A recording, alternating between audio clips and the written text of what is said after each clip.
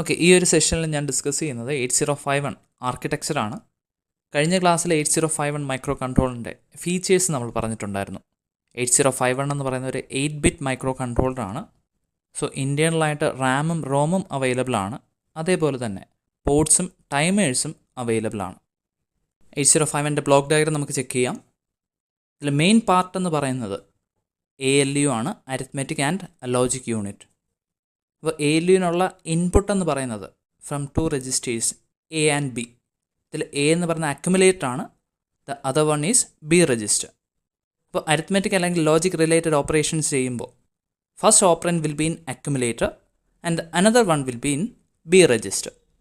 So ALU unit അക്യുമുലേറ്ററിൽ നിന്നും B രജിസ്റ്ററിൽ നിന്നും ഓപ്പറൻറ്റ്സ് ഫെച്ച് ചെയ്ത് arithmetic and logical operations perform ചെയ്യും. ദെൻ റിസൾട്ടിനനുസരിച്ച് ഫ്ലാഗ്സ് സെറ്റ് ആവും. ഈ ഫ്ലാഗ്സ് വരുന്നത് പ്രോഗ്രാം സ്റ്റാറ്റസ് വേർഡ് രജിസ്റ്ററിലാണ്. ഈ PSW എന്ന് പറയുന്നത് പ്രോഗ്രാം സ്റ്റാറ്റസ് വേർഡ്, ഇതൊരു സ്പെഷ്യൽ ഫംഗ്ഷൻ രജിസ്റ്ററാണ്. ഇതിൽ ഫ്ലാഗ്സ് ഉണ്ട്, ഫ്ലാഗ് റിലേറ്റഡ് ബിറ്റ്സ് ഉണ്ട്, അതേപോലെ തന്നെ രജിസ്റ്റർ സെലക്ഷൻ ബിറ്റ്സ് കൂടിയുണ്ട്. അതിൻ്റെ സ്ട്രക്ചർ നമുക്ക് നോക്കാം. സോ പ്രോഗ്രാം സ്റ്റാറ്റസ് വേർഡ് രജിസ്റ്ററിൻ്റെ സ്ട്രക്ചറാണ് അവിടെ കാണിച്ചിരിക്കുന്നത്. ഇതൊരു 8-ബിറ്റ് സ്പെഷ്യൽ ഫംഗ്ഷൻ രജിസ്റ്ററാണ്. അതിൽ CY എന്ന് പറയുന്നത് ക്യാരി ഫ്ലാഗ് ആണ്. ക്യാരി ജനറേറ്റ് ചെയ്യുന്നുണ്ടെങ്കിൽ ക്യാരി ഫ്ലാഗ് റേസ് ചെയ്യും. അരിത്മെറ്റിക് ഓപ്പറേഷൻസിൽ പോലെ തന്നെ ജമ്പ് അല്ലെങ്കിൽ ഷിഫ്റ്റ് ഇൻസ്ട്രക്ഷൻസ് എക്സിക്യൂട്ട് ചെയ്യുമ്പോൾ ക്യാരി ഫോം ചെയ്യുന്നുണ്ടെങ്കിൽ ക്യാരി ഫ്ലാഗ് സെറ്റ് ആകും. ദെൻ AC എന്ന് പറയുന്ന ഓക്സിലറി ക്യാരി ഫ്ലാഗ് ആണ്. BCD അരിത്മെറ്റിക് ഓപ്പറേഷൻസിലാണ് AC ഫ്ലാഗ് യൂസ് ചെയ്യുന്നത്. ദെൻ F0 എന്ന് പറയുന്നത് കണ്ടീഷൻ ഡിഫൈൻ ചെയ്തിട്ടില്ല. This is user defined flag, user definable flag. Then RS0 and RS1 register bank selection bits ആണ്. ഓക്കെ, 8051 റാമിൽ 4 രജിസ്റ്റർ ബാങ്ക്സ് അവൈലബിൾ ആണ്. That is register bank 0, register bank 1, register bank 2 and register bank 3. ഓരോ register ബാങ്കിലും 8 registers ആണ് available ആയിട്ട് വരുന്നത്. അതായത് R0 to R7 ഓരോ register ബാങ്കിലും 8 രജിസ്റ്റേഴ്സ് വീതം വരുന്നുണ്ട്. അപ്പോൾ ഈ രജിസ്റ്റർ ബാങ്ക് സെലക്ട് ചെയ്യാൻ വേണ്ടിയിട്ടാണ് 2 ബിറ്റ്സ് ഇവിടെ പ്രൊവൈഡ് ചെയ്തിരിക്കുന്നത്, RS0 ആൻഡ് RS1. അപ്പോൾ RS1 ആൻഡ് RS0 0 സെറ്റ് ചെയ്യുകയാണെന്നുണ്ടെങ്കിൽ രജിസ്റ്റർ ബാങ്ക് 0ൽ 8 രജിസ്റ്റേഴ്സ് യൂസ് ചെയ്യാം.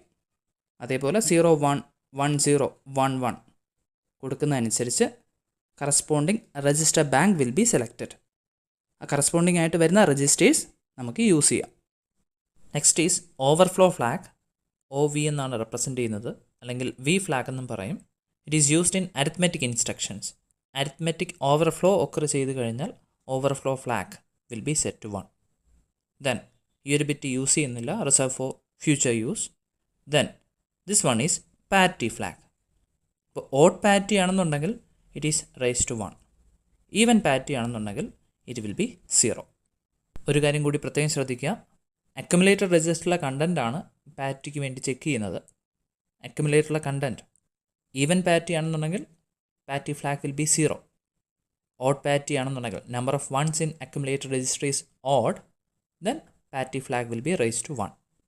ബ്ലോക്ക് ഡയഗ്രാം ഒന്നുകൂടി ചെക്ക് ചെയ്യാം. അരിത്മെറ്റിക് ആൻഡ് ലോജിക് യൂണിറ്റിന് ഇൻപുട്സ് കൊടുക്കുന്നത് through A and B registers. Operands എന്ന് പറയുന്നത് Aയിലും Bയിലും ആയിരിക്കും. ദെൻ റിസൾട്ട് സേവ് ചെയ്യുന്നത് എവിടെയാണ്?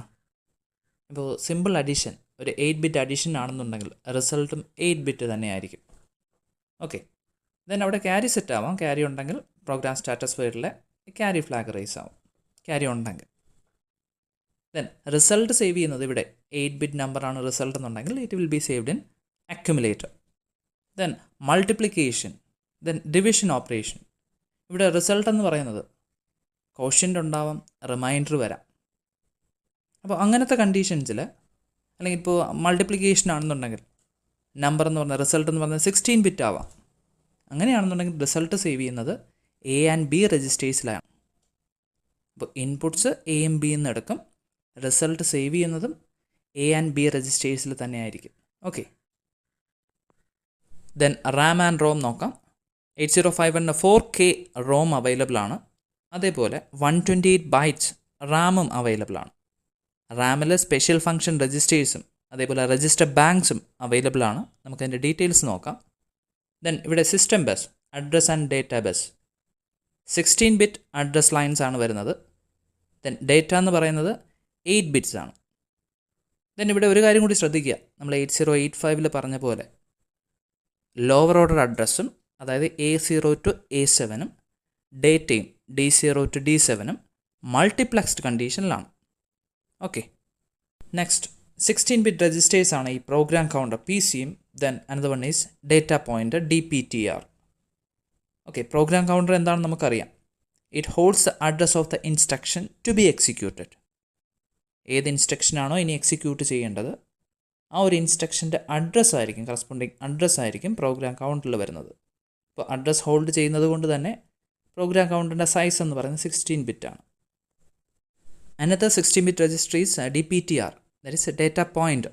നോർമലി ഈ ഒരു രജിസ്റ്റർ 16-bit അഡ്രസ് ഹോൾഡ് ചെയ്യാനാണ് യൂസ് ചെയ്യുന്നത്. ഇത് രണ്ടായിട്ട് ഡിവൈഡ് ചെയ്ത് യൂസ് ചെയ്യാം, DPH and DPL. Data pointer higher order and lower order DPL. Then 8051 micro കൺട്രോളിന് 4 പോർട്സ് ആണ് അവൈലബിൾ ആയിട്ടുള്ളത്. ഈ പോർട്സിലാണ് എക്സ്റ്റേണൽ പെരിഫറൽസ് കണക്ട് ചെയ്യുന്നത്. 4 പോർട്സ് എന്ന് പറയുന്നത് port 0, port 1, port 2 and port 3. ഈ 4 പോർട്സും ലാച്ച്ഡ് ആണ്, ലാച്ചുമായിട്ട് കണക്ഷൻ വരുന്നുണ്ട്. ലാച്ച് എന്ന് പറയുന്ന collection of flip flops use to store bits. Then 4 പോർട്സിലും ഇൻപുട്ട് ഓർ ഔട്ട്പുട്ട് ഡിവൈസ് നമുക്ക് കണക്ട് ചെയ്യാം, IO പോർട്സ് ആയിട്ട് ആക്ട് ചെയ്യും. Then except port 1, port 0, port 2 and port 3 additional signals കൂടി ക്യാരി ചെയ്യുന്നുണ്ട്. ഡ്യുവൽ ഫങ്ഷണാലിറ്റീസ് ഉണ്ട്. ഓരോ പോർട്സ് ആയിട്ട് നമുക്ക് നോക്കാം. പോർട്ട് 0 എടുക്കുകയാണെന്നുണ്ടെങ്കിൽ IO പോർട്ടാണ്, അതോടൊപ്പം തന്നെ lower order address and data lines pass ചെയ്യുന്നുണ്ട്. അതായത് ലോവർ ഓർഡർ അഡ്രസ്സ് എന്ന് പറയുന്നത് A0 to A7, data lines D0 to D7. Multiplexed കണ്ടീഷനാണ്. Actually it will be AD0 to AD7. Then port 1 ആണെന്നുണ്ടെങ്കിൽ IO പോർട്ടായിട്ട് മാത്രമേ ആക്ട് ചെയ്യുന്നുള്ളൂ, ഡ്യുവൽ ഫങ്ഷണാലിറ്റി അവിടെ ഇല്ല. ദെൻ പോർട്ട് 2 IO പോർട്ടാണ്, അതോടൊപ്പം തന്നെ എക്സ്റ്റേണൽ ഡിവൈസസ് കണക്ട് ചെയ്യുമ്പോൾ ഹയർ ഓർഡർ അഡ്രസ് പ്രൊവൈഡ് ചെയ്യുന്നതും പോർട്ട് 2 വഴിയാണ്. ദെൻ പോർട്ട് 3 നോക്കാം. ഇതൊരു IO പോർട്ടാണ്.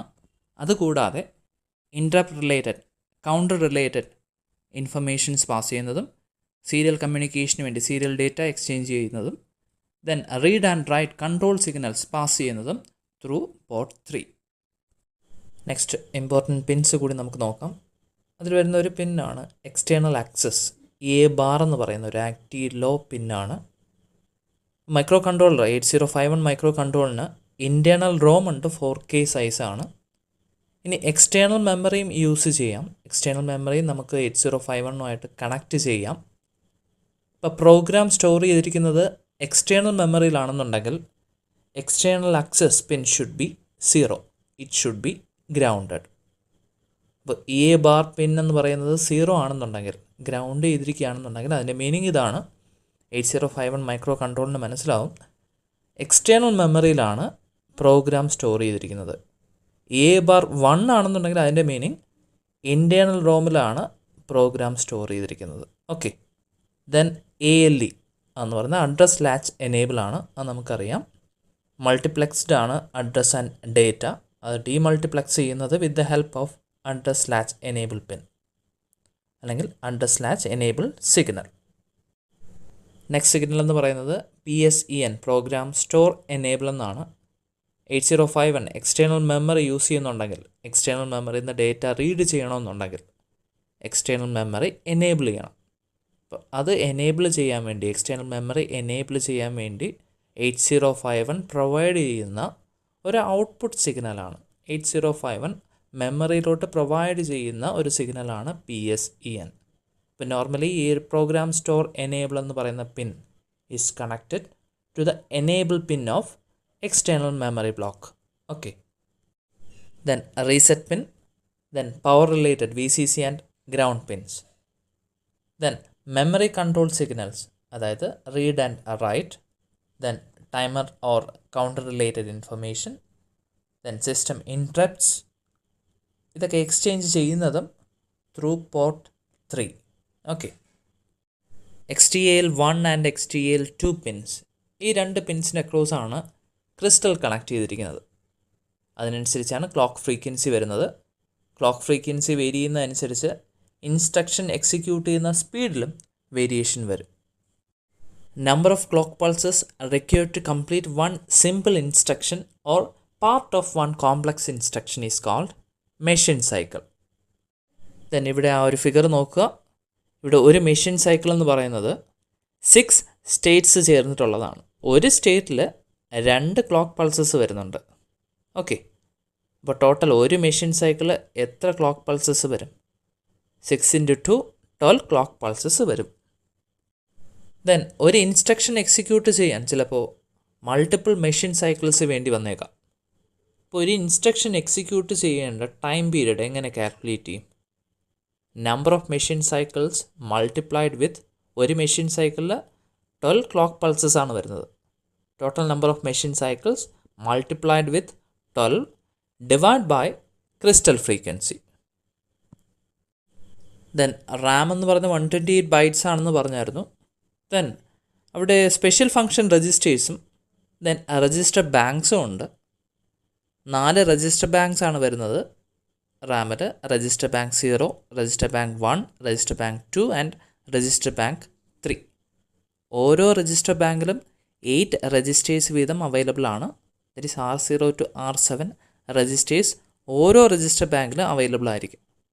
പ്രോഗ്രാം സ്റ്റാറ്റസ് വെയ്റ്റ് രജിസ്റ്ററിലെ രജിസ്റ്റർ ബാങ്ക് സെലക്ഷൻ ബിറ്റ്സ് വെച്ചിട്ടാണ് ഓരോ രജിസ്റ്റർ ബാങ്കും സെലക്ട് ചെയ്യുക. ദെൻ റാമിൽ byte and bit addressable locations ഉണ്ട്. അതെന്താണെന്നുള്ളത് അടുത്ത ക്ലാസ്സിൽ, അതായത് റാമിൻ്റെ സ്ട്രക്ചർ നോക്കുമ്പോഴത്തേക്കും നമുക്ക് പഠിക്കാം. ദെൻ റാമിൽ തന്നെ സ്പെഷ്യൽ ഫങ്ഷൻ രജിസ്റ്റേഴ്സ് ഉണ്ട്. IE അതായത് ഇൻട്രപ്റ്റ് എനേബിൾ ചെയ്യാനായിട്ടുള്ള രജിസ്റ്ററാണ്.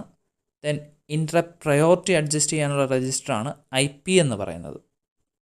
ദെൻ 8051 മൈക്രോ കൺട്രോളിൻ്റെ പവർ സേവിങ് മോഡ്സ് സെറ്റ് ചെയ്യാനുള്ള രജിസ്റ്ററാണ് PCON എന്ന് പറയുന്നത്, power control register. Then serial communication related registers ആണ് 2 SBUF and SCON. Then micro കൺട്രോളിന് 2 16-bit ടൈമർ ബാർ കൗണ്ടേഴ്സാണ് അവൈലബിൾ ആയിട്ടുള്ളത്, T0 and T1.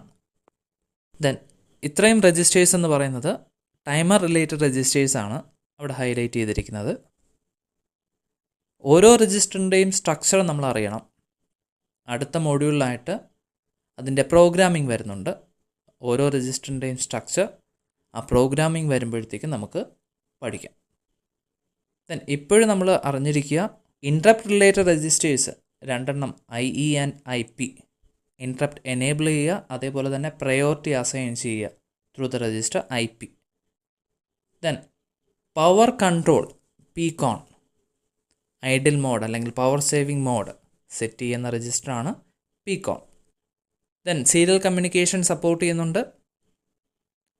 Full duplex ആണ്. ഫുൾ ഡ്യൂപ്ലക്സ് മീൻസ് സെയിം ടൈമിൽ ട്രാൻസ്മിഷനും റിസപ്ഷനും പോസിബിൾ ആണ്. അതുകൊണ്ടാണ് ഫുൾ ഡ്യൂപ്ലക്സ് എന്ന് പറയുന്നത്. ഇപ്പോൾ സീരിയൽ കമ്മ്യൂണിക്കേഷൻ റിലേറ്റഡ് രജിസ്റ്റേഴ്സ് ആണ് SBUF ആൻഡ് SCON. അതേപോലെ 8051 മൈക്രോ കൺട്രോളിന് 2 16-bit ടൈമർ ബാർ കൗണ്ടേഴ്സാണ് വരുന്നത്, T0 ആൻഡ് T1. ഇപ്പോൾ ടൈമറിനെ റൺ ചെയ്യുക അല്ലെങ്കിൽ ടൈമറിനെ സ്റ്റോപ്പ് ചെയ്യുക, ടൈമറിനെ കൺട്രോൾ ചെയ്യാനുള്ള ആ ഒരു രജിസ്റ്ററാണ് TCON. ദെൻ അതേപോലെ തന്നെ ടൈമർ ബാർ കൗണ്ടറിന് ഡിഫറെൻറ്റ് മോഡ്സ് അവൈലബിൾ ആണ്. ഓരോ മോഡിലും നമുക്ക് റൺ ചെയ്യിക്കാം. ഡിഫറെൻറ്റ് മോഡ്സ് നമുക്കത് ടൈമർ റിലേറ്റഡ് പ്രോഗ്രാമിംഗ് വരുമ്പോൾ നോക്കാം. അത് അടുത്ത മോഡ്യൂളിലായിട്ടാണ് വരുന്നത്. അപ്പോൾ മോഡ് സെറ്റ് ചെയ്യാനുള്ള രജിസ്റ്ററാണ് T മോഡ്. ദെൻ ഇത് 2 16-bit ടൈമർ ബാർ കൗണ്ടേഴ്സ് ആണെന്ന് പറഞ്ഞു. അപ്പോൾ ടൈമറിൻ്റെ ഇനിഷ്യൽ വാല്യൂ നമുക്ക് സെറ്റ് ചെയ്യാം, ത്രൂ ദ പ്രോഗ്രാം നമുക്ക് സെറ്റ് ചെയ്യാം. അപ്പോൾ ടൈമറിൻ്റെ ഇനിഷ്യൽ വാല്യൂ അല്ലെങ്കിൽ കൗണ്ട് വാല്യൂ എന്ന് പറയുന്നത് 16-bit ആയിരിക്കും അല്ലേ. ഇപ്പോൾ 16-bit ഹോൾഡ് ചെയ്യണമെന്നുണ്ടെങ്കിൽ 16-bit രജിസ്റ്റർ വേണം. അപ്പോൾ ടൈമർ 0യ്ക്ക് കറസ്പോണ്ടിങ് ആയിട്ടുള്ള 16-bit രജിസ്റ്ററാണ് TL0 ആൻഡ് TH0. രണ്ടായിട്ട് ഡിവൈഡ് ചെയ്ത് യൂസ് ചെയ്യാം. ഓക്കെ, TL0 എന്ന് പറയുന്നത് ടൈമർ 0യുടെ ലോ ഓർഡറാണ്, ലോ ഓർഡർ വാല്യൂ ആണ്. TH0 എന്ന് പറയുമ്പോൾ ടൈമർ 0യുടെ ഹൈ ഓർഡർ വാല്യൂ ആണ്. അതേപോലെ സെക്കൻഡ് ടൈമർ അതായത് T1ൻ്റെ ഹൈ ഓർഡർ വാല്യൂ ആണ് TH1ൽ വരുന്നത്. TL1 എന്ന് പറയുന്നത് ലോ ഓർഡർ വാല്യൂ ആണ്. അപ്പോൾ എനിവേ ടൈമറിൻ്റെ ഇനിഷ്യൽ വാല്യൂ അല്ലെങ്കിൽ കൗണ്ട് വാല്യൂ നമുക്ക് സെറ്റ് ചെയ്യാം through these registers. Then 8051 architecture ചോദിച്ചു കഴിഞ്ഞാൽ ഇത്രയും കാര്യങ്ങൾ നിങ്ങൾ മസ്റ്റായിട്ട് കാണിക്കണം. ബ്ലോക്ക് ഡയഗ്രം വരയ്ക്കണം, ഓരോ ബ്ലോക്കിൻ്റെയും ഡീറ്റെയിൽസ് പറയണം. ദെൻ ഇത് കൂടാതെ 8051 റാം സ്ട്രക്ചർ ചോദിക്കാം, പ്രത്യേകം വരച്ച് എക്സ്പ്ലെയിൻ ചെയ്യാനായിട്ട് ചോദിക്കാം. അപ്പോൾ അവിടെ ഡിഫറെൻറ്റ് രജിസ്റ്റർ ബാങ്ക്സ് ഉണ്ട്. ദെൻ അതുകൂടാതെ bit addressable, byte addressable address locations ഉണ്ട്. അത് നമുക്ക് അടുത്ത ക്ലാസ്സിൽ പറയാം. ഓക്കെ.